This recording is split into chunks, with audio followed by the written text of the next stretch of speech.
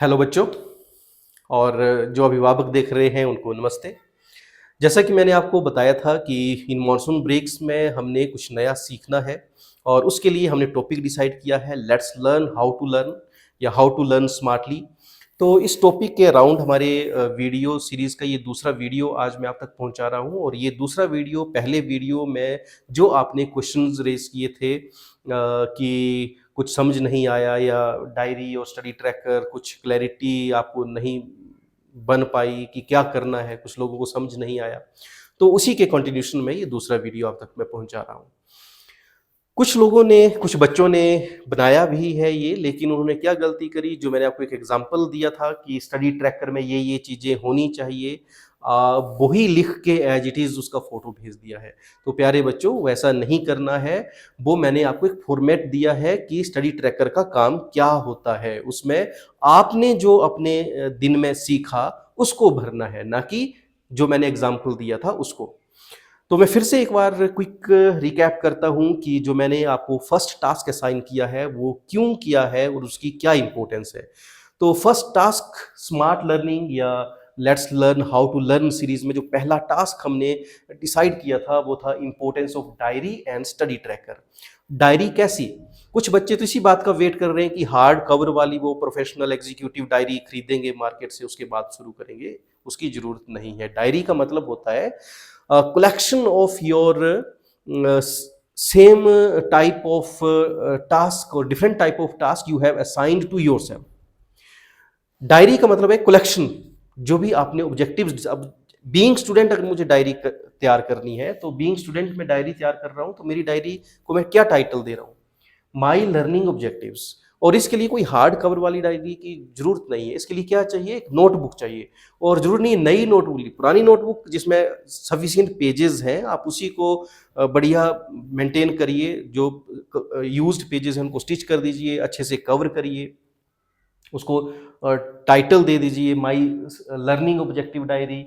या एक और नाम सुजेस्ट किया था मैंने, इसको जर्नल बोलना है। जर्नल का मतलब होता है कि collection of same type of articles. तो आपकी जो डायरी है आपके लर्निंग ऑब्जेक्टिव्स की कलेक्शन बनने वाली है, तो आप इसको एक जर्नल का नाम दे सकते हैं, माई स्मार्ट स्टडीज जर्नल।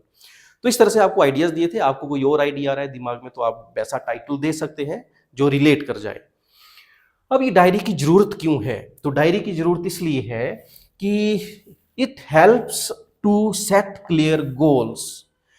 क्या होता है, आपने ऑब्जर्व किया होगा, पेरेंट्स जो देख रहे हैं इस वीडियो को उन्होंने भी ऑब्जर्व किया होगा, देखा होगा कि जब आपने बच्चे को बोला कि बेटा पढ़ाई करो, तो वो जाता तो है पढ़ने, किताबें निकालता है, अपने स्टडी प्लेस तक जाता है, लेकिन 1 घंटा वो किताबें ही पलटता रह जाता है। कभी एक किताब निकाल रहा है, कभी दूसरी निकाल रहा है, कभी एक किताब का एक पेज निकाला, कभी दूसरा निकाला। ऐसा क्यों हुआ? क्योंकि उसका लर्निंग ऑब्जेक्टिव क्लियर नहीं था। जब लर्निंग ऑब्जेक्टिव क्लियर नहीं होगा तो अपना टाइम वेस्ट करेगा, रोज रोज ऐसे ही होगा, और वो फिर उसकी वही रूटीन बन जाएगी कि पता नहीं है पढ़ना क्या है, और जो कुछ पढ़ लिया रैंडमली वो कल को भूल जाएगा। इसीलिए जो बच्चों को दिक्कत आती है कि पढ़ते तो हैं लेकिन भूल जाते हैं, वो दिक्कत इस वजह से आती है कि उन्हें लर्निंग ऑब्जेक्टिव क्लियर नहीं होता है, और एक ही दिन में लर्निंग नहीं होती है। साइंटिफिकली प्रूवन फैक्ट्स हैं कि जो भी हम पढ़ते हैं वो 24 घंटे में उसका 70% निकल जाता है। इसलिए वो फिर से रिवाइज करना होता है, उसके साथ इंटरेक्ट करना होता है। मल्टी सेंसरी लर्निंग एक्टिविटीज जो है वो हमें वहाँ करनी होती है, तभी वो चीज़ें लॉन्ग टाइम तक हमारे ब्रेन में स्टोर होती हैं। उसके जब हम इंटरेक्ट करते हैं तो वो हमारा एक्सपीरियंस बनती है चीज़ें, तभी उसको फिर हम नॉलेज बोलते हैं। फर्स्ट स्टेज पर वो इन्फॉर्मेशन होती है जिसके बारे में आप पढ़ रहे हैं, आप कहीं से रीड कर रहे हैं, तो आप क्या कर रहे हैं? इन्फॉर्मेशन गेन कर रहे हैं। वो इन्फॉर्मेशन नॉलेज नहीं है। जब तक वो मल्टी सेंसरी आप एक्सपीरियंस उसके साथ नहीं करते हैं, तब तक वो सिर्फ आपकी एक इन्फॉर्मेशन बन रही है। तो फर्स्ट स्टेज पर हम इन्फॉर्मेशन तक सीमित होते हैं, और इन्फॉर्मेशन अगले 24 घंटे में वो 70% निकल जाएगी। 2 दिन और रिवाइज नहीं करेंगे तो ब्लैंक हो जाएंगे। और यही वजह है जो बच्चे आज फेस कर रहे हैं, भूल जाने की समस्या। तो डायरी से ये आपकी समस्या दूर होने वाली है। इसको आप सिंसियरली फॉलो करिए और ईमानदारी से फॉलो करिए। मेरी बात मानेंगे तो आप विद इन वीक 2 वीक आप इसका रिजल्ट खुद एक्सपीरियंस कर लोगे कि ये कितना मैजिकली काम करेगा आपके लर्निंग को स्मार्ट लर्निंग बनाने में। It helps to improve your productivity. तो जो आपने 1 घंटा डिसाइड किया कि 1 घंटा पढ़ना है, तो क्या होगा जब आपका लर्निंग ऑब्जेक्टिव क्लियर है तो आप 1 घंटे का सदुपयोग करेंगे। आपको पता है कि 1 घंटे में आपने क्या पढ़ना है, अदरवाइज डायरी या लर्निंग ऑब्जेक्टिव नहीं है आपके पास तो आप तो किताबें पलटते रह जाते हैं, 1 घंटा वेस्ट कर लोगे और ऐसे रोज पता नहीं हम कितना टाइम अपना वेस्ट कर देते हैं बिना लर्निंग ऑब्जेक्टिव के। Better time management, it helps to work versatile, मतलब कि आप सिर्फ सिर्फ पढ़ाई नहीं करते हैं। जब आप अपना डायरी बनाते हैं तो आपको पता है कि हमने इतने घंटे पढ़ाई करनी है, इतने घंटे खेलना है, इतना हमने पेरेंट्स के साथ कोई एक्टिविटी करनी है या कुछ भी एक्स वाई जेड जो भी आपके टास्क हैं सोचे हुए, उनको आप टाइम दे सकते हैं जब हम डायरी मेंटेन करते हैं, क्योंकि हम उसको पहले ही विजुअलाइज कर लेते हैं। फर्स्ट स्टेज में ही हम उस सारे अपने दिन को विजुअलाइज कर लेते हैं, क्या पूरे दिन में हमारे साथ क्या क्या घटनाक्रम हम बनाते हैं अपना।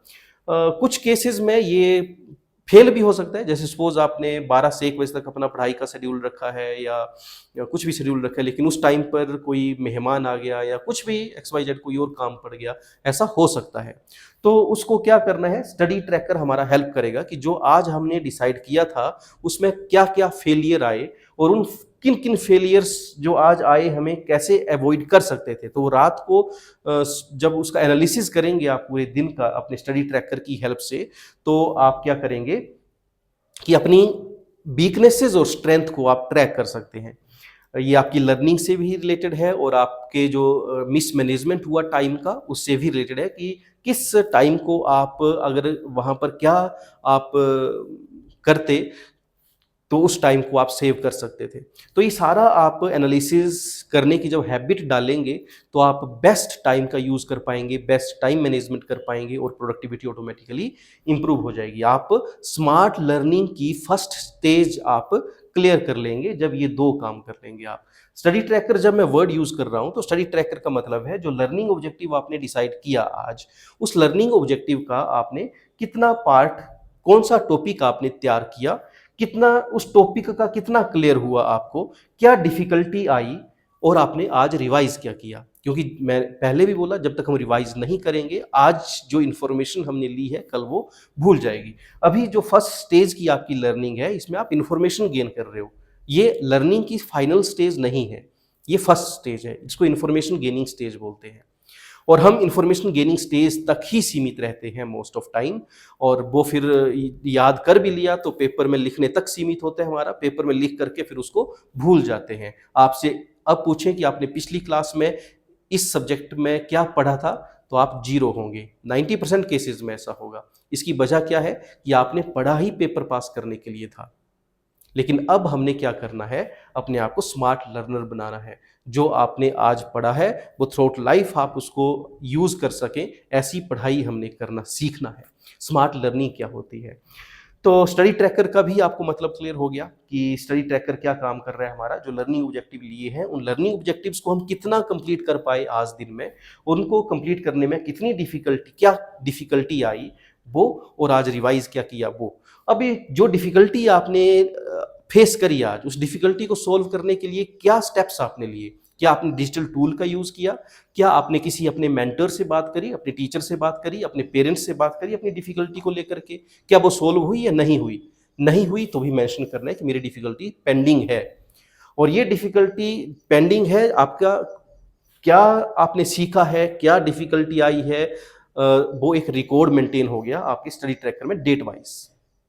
अब आपको पता है कि आपने किससे क्या सीखना है। आप जब अपने मैथ्स वाले टीचर से मिलेंगे तो आपको पता है कि आपको किस चैप्टर की कौन सी प्रॉब्लम जो है वो नहीं सॉल्व हुई है आपकी, या कोई भी जो भी सब्जेक्ट है जो भी आप सीख रहे हैं उसका कौन सा पार्ट आपको डिफिकल्ट है। तो जब आप रिलेवेंट पर्सन से मिलेंगे, राइट पर्सन से मिलेंगे जो आपकी उस प्रॉब्लम को सॉल्व कर सकता है, तो आपको पता है कि उनसे आपने पूछना क्या है। जब आप गोल सेट करते हैं अपनी डायरी में तो यहां भी आपने कुछ चीजों का ध्यान रखना है कि your goal should be specific, your goal should be achievable, your goal should be practical. ऐसा नहीं है कि कुछ भी लिख लिया कि आज मैं मैथ्स की फलानी यूनिट जो है वो कवर कर लूंगा। आपने यूनिट देखी ही नहीं है, बस सोच के ही बिना बुक निकाले ही लिख लिया कि आज मैं मैथ की यूनिट 1 कंप्लीट कर लूंगा। हो सकता है यूनिट 1 में 10 एक्सरसाइजेस है, और जब पूरे दिन अब करने लगे, अब आपने वो सिर पकड़ के बैठ गए कि अब मैं पूरी 10 एक्सरसाइज पूरे दिन लगा दूंगा, लगातार बैठा रहूंगा, मैं तब भी नहीं कर पाऊंगा। अपने पहले स्ट्रेंथ को आइडेंटिफाई करिए कि आप कितना अब तक करते आए हैं, आप कितना सीटिंग है आपकी, उन चीज़ों को ध्यान में रखते हुए आपका अंडरस्टैंडिंग लेवल कितना है उस पर्टिकुलर यूनिट का, उसको ध्यान में रखते हुए डिसाइड करिए अपना goal. It should be specific, it should be achievable, it should be practical. ऐसा नहीं है कि कुछ भी लिख लिया। तो उस गोल को फिर आपने ट्रैक करना है कि आप आज आज कितना कर पाए उसका। तो ये दो काम आपको करने के लिए मैंने दिए थे जो बहुत ज़्यादा इंपॉर्टेंट है। और जो पेरेंट्स ये वीडियो देख रहे हैं, छोटे बच्चों के लिए आपने ये काम करना है कि उनका लर्निंग ऑब्जेक्टिव आपकी डायरी में क्लियर होना चाहिए कि हमने उनको क्या सिखाना है। जैसे फॉर एग्जांपल वेदर के बारे में बच्चों को सिखाना है, आपके दिमाग में है। छोटे बच्चे हैं, नर्सरी केजी के बच्चे हैं, उनको वेदर क्लियर नहीं होता है कि सीजन्स क्या होते हैं, डिफरेंट वेदर कंडीशंस क्या होती हैं, रेनी है, क्लाउडी है, सनी है। हिंदी में भी क्लियर होना चाहिए, इंग्लिश में भी क्लियर होना चाहिए। तो ये लर्निंग ऑब्जेक्टिव आपने बना लिया कि हमें बच्चों को सीजन और वेदर कंडीशंस के बारे में क्लियर करना है। तो 2-4 दिन, हफ्ता आपने उन्हीं वर्ड्स के अराउंड बच्चों के साथ बातचीत करनी है, बच्चों के साथ खेलना है। डेज़ का क्लियर नहीं होता है छोटे बच्चों की, आज कौन-सा दिन है, भूल जाते हैं। या जिन्हें रटे होते हैं वो शुरू से बोलेंगे कि अच्छा संडे, मंडे, ट्यूसडे, वेडनेसडे, तब फिर वो आज का दिन बताएँगे। तो ये जेन्युइन है कि बच्चे के लिए नई चीज़ है ये, उसको सीखने के लिए टाइम लगेगा। लेकिन जितना ज़्यादा आप उसके साथ इंटरैक्ट करेंगे और प्रॉपर वे में करेंगे, तब वो जल्दी सीख जाएगा। अब डेज़ की बात है, सुबह उठते ही एक हैबिट बना लीजिए कि छोटे बच्चों से आपने पूछना ही पूछना है कि बेटा आज कौन-सा दिन है? अब बच्चा मूड नहीं है उसका बात करने का, ज़बरदस्ती कंपेल मत करिए। अपने स्पाउस से, अपने जो भी घर में दूसरे मेंबर्स हैं, उनसे बात करिए कि अच्छा आज कौन-सा डे है? उनसे पूछिए, बच्चा सुन रहा है। तो इनडायरेक्टली वो आपको ऑब्जर्व कर रहा है। बच्चे को कंपेल मत करिए। अगर बच्चे का मूड नहीं है, सुबह बिस्तर से उठा, चिड़चिड़ा मूड है बच्चे का, या बात करना नहीं चाहता और हमारे पास टाइम नहीं है, हमने अपने काम पर जाना है, लेकिन अब रूटीन बनाई है कि डेज़ के बारे में बात करनी है, तो ज़बरदस्ती उससे आपने कुछ, तो उससे क्या होगा, बच्चा इरिटेट हो जाएगा। तो आप अगर बच्चे से बात करो पहले, अगर आपको लगता है कि उसका मूड सही नहीं है, तो अपने स्पाउस से बात करिए, दूसरे घर के मेंबर्स से बात करिए, उन वर्ड्स को लेकर के जो आप सिखाना चाहते हैं, और you will realise the impact of this. तो जब बच्चे का मूड सही होगा, वो खुद ही आपको बताएगा फिर, जो उसने सुना होगा। लेकिन अगर आपने लर्निंग ऑब्जेक्टिव नहीं बनाया है, आपको नहीं पता है कि आज आपने क्या बात करनी है, तो क्या करेंगे आप? रैंडम बात करेंगे। आज मौसम की बात कर ली, चाहते तो हैं आप बच्चों को कुछ सिखाना कि बात-बात में कुछ सिखाएँ, लेकिन जब लर्निंग ऑब्जेक्टिव क्लियर नहीं है, तो आज कुछ बात करेंगे, कल कुछ बात करेंगे। आज मौसम की कर ली, कल बॉडी पार्ट्स की कर ली, परसों आपने डोमेस्टिक एनिमल्स की बात कर ली, जो आपके दिमाग में है वो कर लिया, और उससे क्या होगा, कोई लर्निंग नहीं होगी। वो बच्चा कुछ भी क्लियरली सीख नहीं पाएगा, बहुत उसको प्रॉब्लम फेस होगी उस चीज़ को सीखने में।